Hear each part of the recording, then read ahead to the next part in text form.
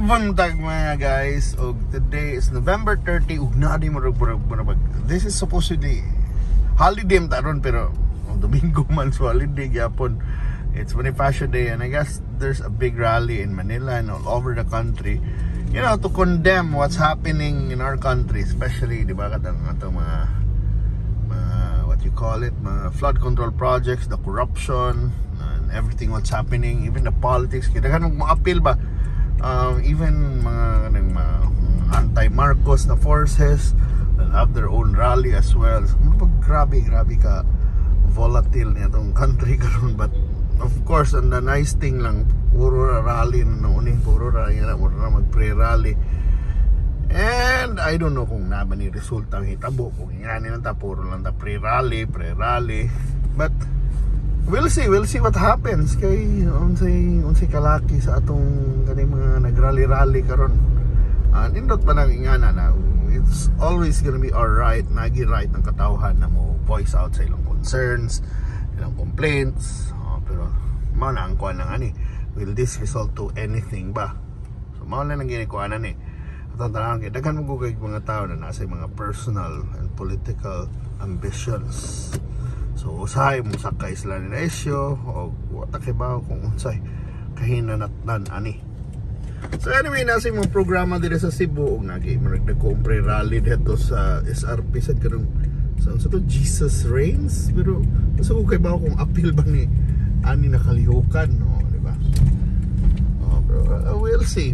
Malay ko ana ni. Pero para nako, mo lagi dapat gyud na i-condemn sa Ginoo ng ana corruption. It's been there but karon grabe na kayo, mga blatant na kayo. May sa flood control projects ya ang nahitabo ron, nangukuhan yun ng mga tao na nabahaan yun ba na instead na katong sa una na why flood control project, why bao na tara na yung Monterasas dito, kita tadi mo dito babaw mo ka na appeal sa nas mo nagnahimong issue baka ng babaw diya kana kita katawa na tungo na yung flood control project, di ba? Walami sa yung lechon rin ni Mami Auring ba ya? Pwede sa din tamang parking diha dito may kaon. Pero mao na ang kuan na sad lang ba na magingani mga tao na makuan yun. Daghan og na-appeal ba because kanang wa tarunga ang mga project, wa tarunga and the worst thing bid wa tarunga ko na yung gibudgetan ra ba di spend pila ka billion kay kuno anti-flood control yan na hinuon ni samot man ang buha ba ya na nakuha na grabe na noon, no? So ang lisod na sitwasyon. So anyway, nata diri sa Guadalupe, Banawa area once again nita tag maingkanan mo di man kita ng terasa sa lipdan na sad. Pero na dito na side mga bukid-bukid ha. Anyway, naka-handheld taron kay mo ani nakanindot aning naka-handheld at least makalingi ko, di ba? Pero the nicest thing, ako nag-drive, ay man ay nag-drive ha. Si Frederick of Green GSM. Wala. So mani sitwasyon sa Guadalupe for now. Nagkakig mga building dito by the way. So go tayo Gina G. Nasa tanan you know, there is R. Duterte Street. So mga tao karon medyo malagi na watakibaon sa lingkuhan. Ang kuha lang aning usahay, ang aning rally is probably panislim police and military na support, no, di ba? Pero marag di man kuno ilang gusto, di man sila gusto na manaog ang presidente sad. So mo ning naka-weird lang aning na sitwasyon ba kay sa una kaabot sa panahon ni bata to 1986 ganahan sila manaog si Marcos, katong EDSA 2 ganahan sila manaog si ERAP, di ba? Disputtahan sa mga army na mga army sa nanay bali ba ka na mga anak ko nanay kuan man nanay pressure ba sa EDSA 3 gali kato si Gloria ganahan sila manaog si Gloria karon mo man sa kuan di ba sila ganahan sila mo sa ilang ganahan ron marabag they want na mga congressman kuan panitan or ilang silutan pero dili ang presidente. Naay parties na ganahan manaog ang presidente katong especially may tag DDS or supporters of our former president PRRD o kanan ni Sara Duterte, our vice president right now. Pero murag magdili man sila ang murag nangulo ani nakalihukan, although nasa sila kalihukan. So malagi na indignation ng country, pero usahay we're still confused how to move forward. O diba kung supposedly sa uban pa pinisi na presidente. Yan man di mo sad ganahan nila sa presidente kaya di sila ganahan sa pupuli ko no.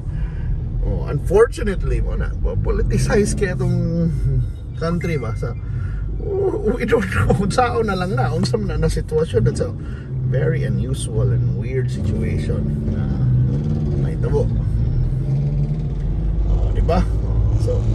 So mani atong kuan nun na magampo na lang tingali ta. Mani bilang buhaton san magampo, makapil sa tag-ampo na sa resolution na ni. But to be honest, we need really accountability.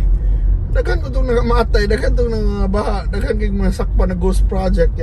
If in the end, kinsa lang ni mga pool guy, mga district engineer na yung itong pamprisohon, mga engineers DPWH. So, meaning, para lang sila ang nangwarta. I think there's some politicians involved, some powerful people involved.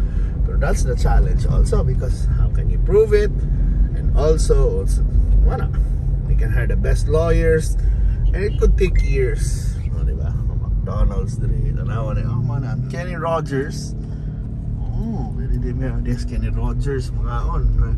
Na Starbucks. Oh, nasa this landmark. Huwag nang away sa this Ronald. Away sa Ronald. So, maunin ko na ito, unsa man. O, diba? Kung nabakay mapriso, we're we're powerless also now.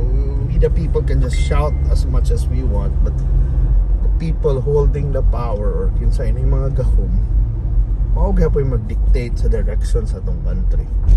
And that's in a way sad, because the only time na murag na atong power di pag elections, and yet probably ngayon sila you're the ones who elected these teams. Kita ra gyapon nanguan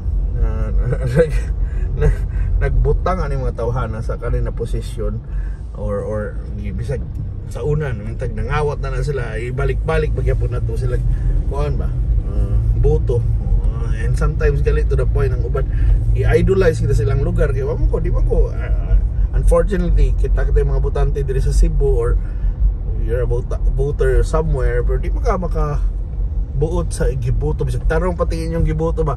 Di man ta makabuot sa giboto sa laing lugar, sa laing isla, laing constituency. So mo na challenge, di ba? So, mo tag katong tawhana na kay i-condemn nini mo kaning mayor or congressman sa usa ka distrito na dili imo. You can shout all you want, you can rant all you want, but still gonna be decided by the voters niya o kada sa ilang lugar, registered voters in their constituency. So that's all, guys. So that's always gonna be the challenge, and we'll see what happens in 2028. Maurag hapon na in the end na nato ang gahom, muna nato ang gahom ato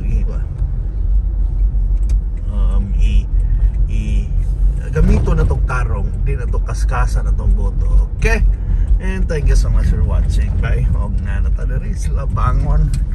Og muna diri na lang kumuend sa atong Sunday mo diba sermon. Dili na sermon, but yeah, Sunday ideas, because mali timely ron kay November 30 man. So thank you so much for watching. Okay, hope to see you sa sunod na mga drive ug lag.